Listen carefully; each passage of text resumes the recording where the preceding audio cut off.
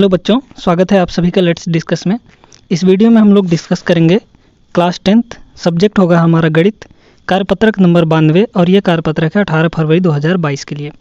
इस कार्यपत्रक में हम लोग रिवीजन करने वाले हैं ऊंचाइयां और दूरियों के, जो हमारा चैप्टर है उसका रिवीजन करेंगे, उसके क्वेश्चंस करने वाले हैं। तो इस वीडियो में आगे बढ़ने से पहले आप सभी से एक विशेष रिक्वेस्ट है कि यहाँ पर, चूँकि देखिए इस चैनल पर हम लोग सिर्फ रिवीजन यानी जो हमारा कार्यपत्रक है ना, वो हम लोग इसमें अपलोड कर पाते हैं, और जो आपका कोर्स मेन कोर्स है वो हम लोग इसमें नहीं करवा पाते। तो उसके लिए हमने एक अलग चैनल बनाया है जिसमें आपको जो अपना CBSE बोर्ड है उसका प्रॉपर तरीके से सारी चीज़ें NCERT बुक के द्वारा तैयारी करवाई जाएंगी मैथ्स की, ठीक है। तो 9th 10th 11th और 12th ये 4 क्लासेस की जो मैथ है वो एकदम बेसिक लेवल से आपकी तैयारी करवाई जाएगी। तो उस चैनल का नाम है जेनिक लर्न। आप लोग वहां जाके और उस चैनल को सब्सक्राइब कर लीजिए और वहां पर जुड़ जाइए ताकि आपको अच्छे से मैथ की पूरी तैयारी हो सके, ठीक है। तो डिस्क्रिप्शन में आपको लिंक दिया गया है, वहां पर जाइए और चैनल को सब्सक्राइब कर लीजिए और लगातार वीडियो देखते जाइए। तो चलिए अब आगे बढ़ते हैं।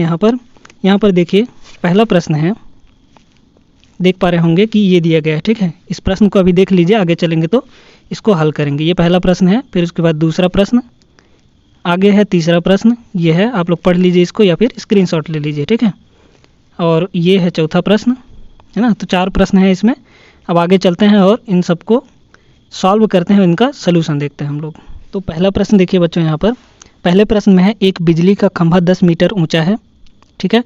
खंभे के शीर्ष पर बंधा हुआ एक स्टील का तार खंभे को सीधा रखने के लिए जमीन पर एक बिंदु पर बांध दिया जाता है। यदि तार खंभे के पाद से क्षैतिज कोण से 45 डिग्री का कोण बनाता है तो तार की लंबाई ज्ञात कीजिए। यहाँ पर दिया गया है, ये खंभा है, ठीक है। यहाँ पर ये खंभा बना दिए हैं और उससे एक तार बांध दिया गया है खंभे के शीर्ष से, ठीक ना, जो किसी एक बिंदु पर ज़मीन पर बंधा है और ये बना रहा है 45 डिग्री का एंगल। खंभे की ऊंचाई कितनी है? 10 मीटर, ठीक है। तो खंभे की ऊंचाई AB हो गई 10 मीटर, ये वाला हमारा, और हम मान लेते हैं कि जो तार की लंबाई है यानी AC जो यहाँ पर है वो L है। तो अगर इस राइट एंगल ट्रायंगल में हम लोग देखें तो त्रिभुज ABC में क्या हो जाएगा? लंब और बटे कर्ण यानी AB/AC कितना होगा? साइन, और एंगल कितना है हमारा? 45 डिग्री, ठीक है।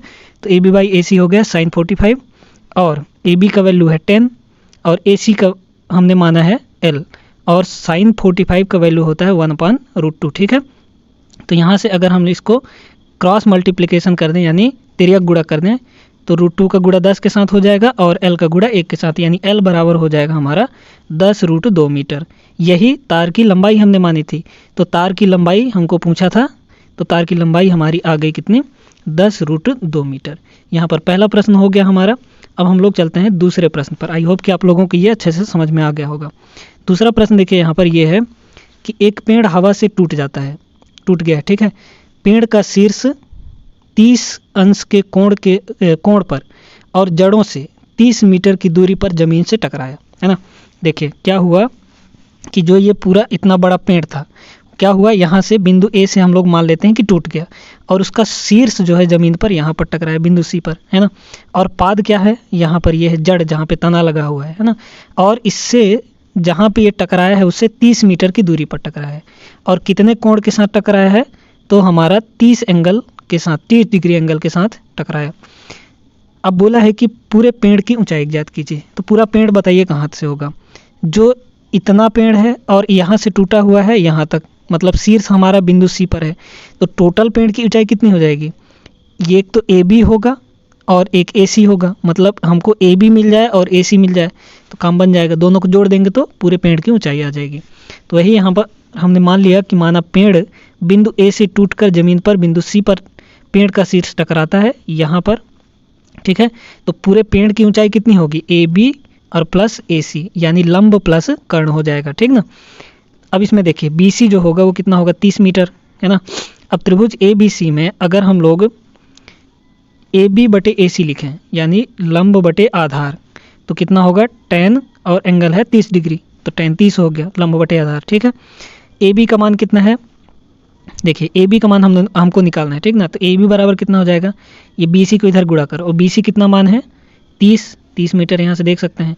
और tan 30 का वैल्यू होता है 1/√3, ठीक है। तो ये हो गया 30/√3। ए बी का वैल्यू आ गया कितना, 30/√3। अब हम लोग देखते हैं इसी त्रिभुज में ए बी बटे ए सी, यानी लंब बटे कर्ण। यहाँ पर ये लंब और ये कर्ण, ठीक है। तो लंब बटे कर्ण क्या होता है, sin 30 डिग्री हो जाएगा, है ना। तो ए बी बाई ए सी यानी लंब बटे कर्ण sin 30। ए बी का मान हमने निकाला है अभी अभी 30/√3, तो 30/√3 यहाँ रख दिए। ए सी एज इट इज रहने दो, और sin 30 का वैल्यू होता है 1/2, ठीक है। अब यहाँ से देखिए इस ए सी का हम लोग इधर गुणा कर दिए, तो ए सी एक कम ए सी हो गया, और इसे 2 का मल्टीप्लाई इधर कर दिए, तो 30/√3 इंटू 2 यानी 60/√3 हो गया। ए बी और ए सी का मान हमारे पास आ गया। तो पूरे पेड़ की ऊंचाई कितनी हो जाएगी, ए बी प्लस ए सी हो जाएगी। जोड़ दीजिए दोनों को, तो यहाँ पर ए बी प्लस ए सी, और ए बी का वैल्यू है 30/√3, ए सी का वैल्यू है 60/√3, दोनों जुड़ जाएंगे यानी 90/√3। अब 90/√3 को हम लोग बदलना चाहते हैं, तो क्या करेंगे, परिमेयीकरण करेंगे। तो ये हुआ 90/√3, और ऊपर नीचे √3 का मल्टीप्लाई कर दीजिए, तो ये हो गया 90/√3, और नीचे में जो √3 इंटू √3 होगा वो मिला के बना देगा 3, ठीक है। तो यहाँ से 3 से इसको 30 बार में काट दीजिए, तो 30 3 90 हो जाएगा, यानी 30√3 आ जाएगा। समझ में आ गया होगा। तो पूरे पेड़ की जो ऊंचाई आ जाएगी वो कितनी आ जाएगी, 30√3 मीटर आ जाएगी। तो दूसरा प्रश्न भी आप लोगों ने अच्छे से देख लिया। इसी तरीके से आप लोग एग्जाम में भी लिख सकते हैं, ठीक है। आगे चलते हैं तीसरे प्रश्न पर। तीसरा प्रश्न देखिए हमारा यहाँ पर है, जमीन पर एक बिंदु ए से, यहाँ पर जमीन पर एक बिंदु है ए, ठीक है। जेट विमान का उन्नयन कोण 60 अंश है। हमारा ये जेट विमान है, ठीक है। इसका जो उन्नयन कोण है वो कितना है, 60 अंश है। आगे चलें, 30 सेकंड की उड़ान के बाद, 30 सेकंड उड़ान भरा यहाँ से यहाँ पहुँचने में, डी से ई पहुँचा, है ना। उन्नयन कोण 30 अंश बदल जाता है। तो यहाँ से डी से ई में पहुँचने पर उसका जो उन्नयन कोण है वो 30 अंश में बदल जाता है, यहाँ पर ये देख सकते हैं, ठीक है। यदि जेट विमान 3600√3 मीटर की निरंतर ऊंचाई पर उड़ रहा है, ऊंचाई कितनी है जमीन से, यहाँ ये डीबी और ईसी निरंतर ऊंचाई है, बदल नहीं रहा है, ठीक है। कितना है, 3600√3 मीटर। तो जेट विमान की गति ज्ञात कीजिए, मतलब स्पीड हमको निकालना है कि जेट विमान का स्पीड कितना होगा, ठीक है। यहाँ से यहाँ पहुँचने में समय कितना लेता है, 30 सेकंड, ध्यान में रखिएगा इसको, ठीक है। चलते हैं आगे, सॉल्व करते हैं इसको। पहले तो देखते हैं कि क्या क्या दिया है। तो दिया है कि ज़मीन से विमान की ऊंचाई यानी बी डी ये वाला है ना, और सी ई या फिर ई सी कह लो, कितना दिया है 3600√3 मीटर। विमान द्वारा चली गई दूरी कितनी होगी, देखिए दूरी कहाँ से कहाँ तक चली है, डी से लेकर ई तक चली है, और ये डी ई किसके बराबर होगा, बी सी के बराबर होगा। तो वही है डी ई या फिर बी सी इक्वल कर सकते हैं हम लोग, ठीक है।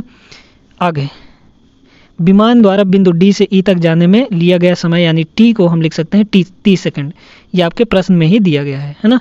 जहाँ से जहाँ वो उड़ी है यानी बिंदु डी से ई तक जाने में कितना समय लगा, 30 सेकंड लगा। अब हम लोग इस वाले त्रिभुज में देखते हैं डी बी ए में। सबसे पहले इसमें देखते हैं डी बी और ए में, ठीक है, इस वाले त्रिभुज में। तो अगर हम लोग यहाँ पर tan लगा दें तो tan 60 होगा, यानी लंब क्या है डी बी है, और बटे कर्ण आधार क्या है ए बी। तो डी बी बटे ए बी हो जाएगा tan 60, ठीक है। तो यहाँ से देखिए डी बी का मान कितना है, डी बी या फिर बी डी का मान कह लो 3600√3 मीटर, है ना, रख दिए हमने यहाँ पर। और ए बी को इधर ले जाओ, तो ए बी इंटू tan 60 का मान होता है √3। √3 से √3 दोनों साइड से कट गया, ए बी बराबर आ गया 3600 मीटर। ए बी हमको मिल गया, ठीक है। ध्यान में रखिएगा यहाँ पर ये जो ए बी है वो हमको मिल गया। अब हमको क्या करना है, ए सी फाइंड करना है, मतलब इस वाले त्रिभुज में देखना है, बड़े वाले में, ठीक है। तो किस त्रिभुज में देखेंगे, ई सी ए में। तो ई सी ए में लंब क्या है सी ई, है ना, और बटे आधार है ए सी, और इक्वल टू कितना हो जाएगा tan 30। यहाँ पर देख सकते हैं ई सी है हमारा लंब और ए सी है हमारा आधार, ठीक है, और ये कर्ण हो गया। इसके आगे चलें तो यहाँ पर ये देखिए सी ई का मान कितना है, जो इतना बी डी का मान था, है ना, डी बी का मान 3600√3 इक्वल टू ए सी को इधर ले जाओ, तो ए सी इंटू tan 30 का वैल्यू 1/√3 हो गया।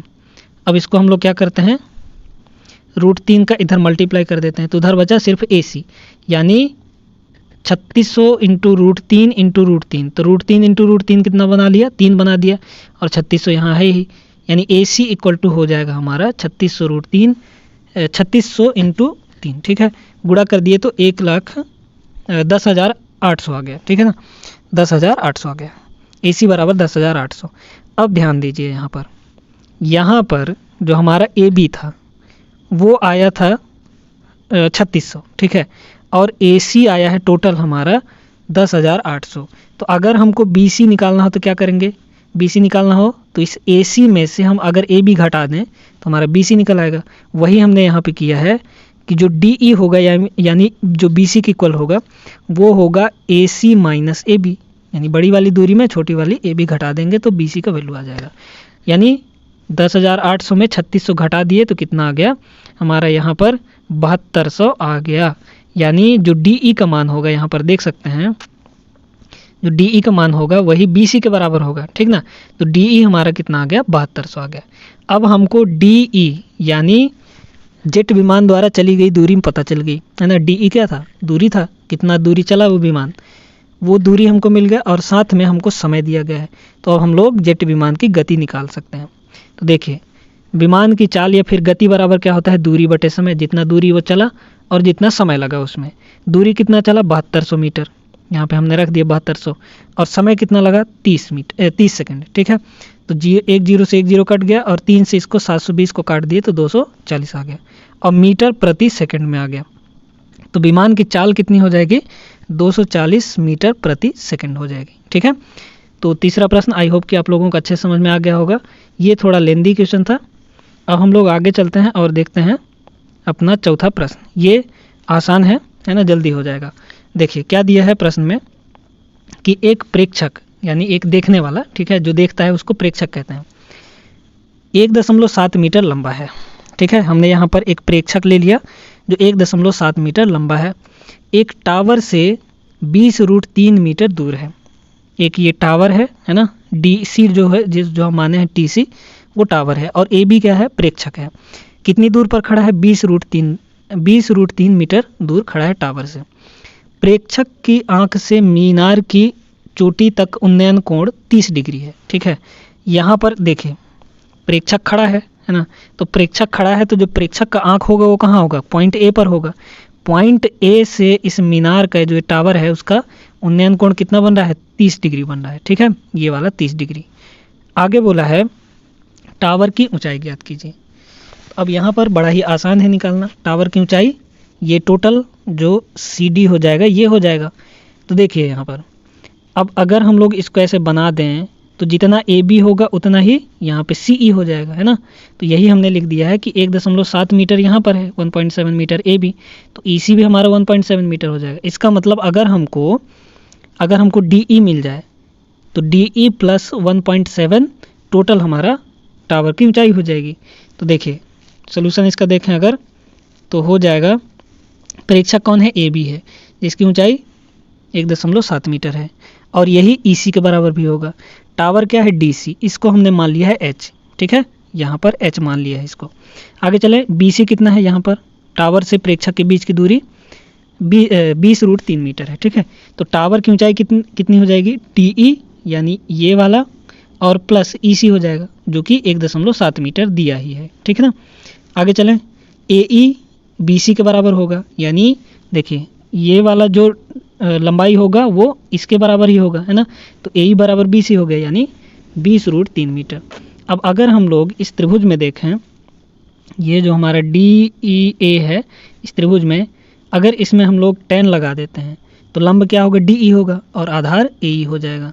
तो वही हमने यहाँ पे किया है, DE/AE यानी लंब बटे आधार बटे बराबर √10 30 डिग्री हो जाएगा क्योंकि एंगल 30 डिग्री है। तो यहाँ से DE का वैल्यू कितना आ जाएगा, DE बराबर हो जाएगा अपना, इस AE को इधर ले जाइए तो AE इंटू 1/√3 हो गया, ठीक ना। और AE का वैल्यू कितना है देख सकते हैं यहाँ पर 20√3 मीटर है। तो 20√3 इंटू 1/√3, √3 से √3 कैंसिल हो गया, 20 मीटर आ गया। यानी DE का वैल्यू आ गया कितना 20 मीटर, ठीक है।